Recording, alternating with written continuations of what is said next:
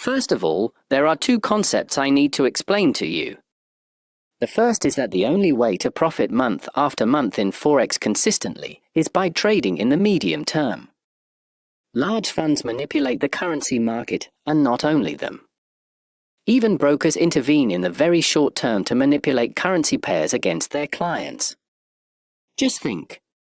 Until not many years ago, scalping was not allowed, but now brokers happily accept scalpers. Why do you think that is? So, in addition to the normal dynamics influencing the Forex market, in the short term, there is also speculation and manipulation affecting the movement of a currency pair. Under these conditions, it becomes difficult, if not impossible, to be consistently profitable. That's why working in the medium term is the best time frame. Strong hands can't manipulate a currency pair for so long, and it will eventually follow the fundamentals and realign with their true values. The second concept is also the cornerstone of fundamental analysis. A currency reflects its economy. If an economy strengthens, so does its currency. If an economy weakens, its currency declines accordingly. A macroeconomic study of a country and the central bank's monetary policy will provide a clear and precise picture of a currency's strength. When you analyze a currency pair, you usually consider it as a single unit, a price. Instead, you should view it as two separate entities. So, your job is focused on analyzing the two economies of the two currencies composing the pair to determine which of the two is stronger and what the future movement of the currency pair will be, always until the initial conditions change. Once you understand these two concepts, you can start analyzing a currency pair with greater awareness. Now, I will show you the process of analyzing a currency pair, which consists of 4 steps. The first of these is graphical analysis. Nothing like what you might think. No technical analysis, but you need to take the chart and draw the key macroeconomic levels, fundamental supports and resistances. That is, all the levels where news, reports, statements, and central bank interventions have created movements. You can see an example with the Euro Great Britain pound chart where I traced, to avoid cluttering the chart with too many lines, only the last 4 rate hikes of the 2 central banks. This is definitely a peculiar period.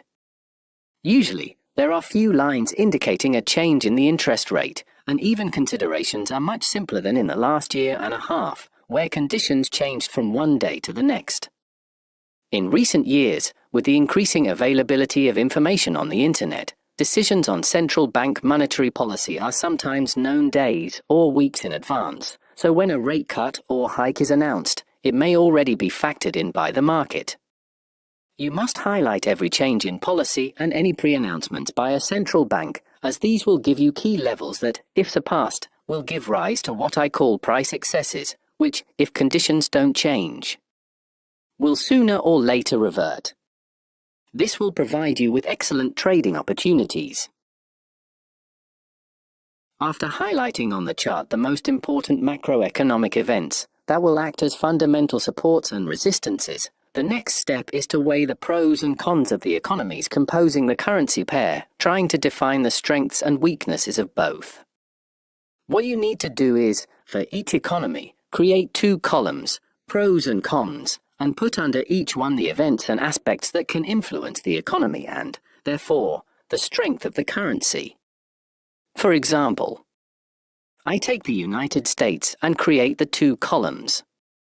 Under pros, I put economy based on domestic consumption, dollar currency used for international trade, good data regarding employment, and so on.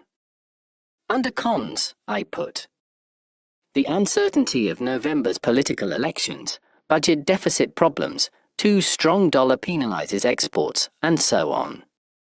Once done, you will have highlighted all the aspects that can strengthen the dollar and the events that can weaken it.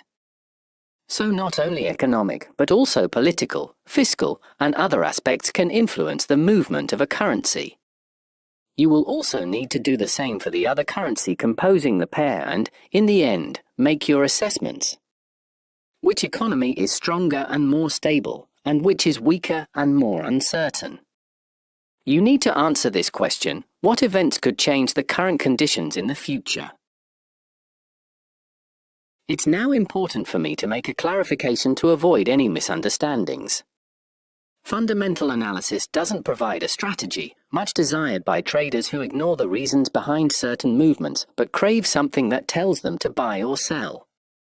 Fundamental analysis provides the real situation of a currency pair. It tells you if, for example, Euro-US dollar is at the correct level, or, if instead, it should be at a higher or lower exchange rate. It provides you with important information that you will need to incorporate into your trading. Fundamental analysis doesn't tell you when to buy or sell. It's up to you, based on your experience and knowledge of the currency pair, to identify the best level to open your trade.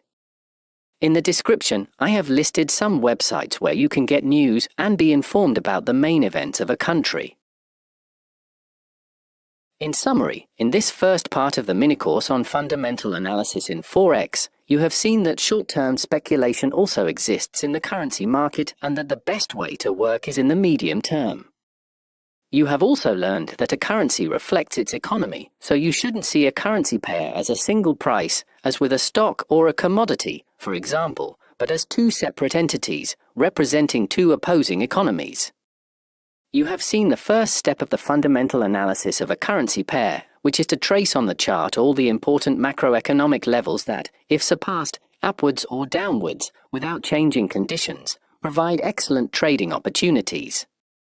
You have also seen the second step, which is to divide the pros and cons of each economy into columns to weigh the events that can influence, even heavily, the future movement of a currency pair.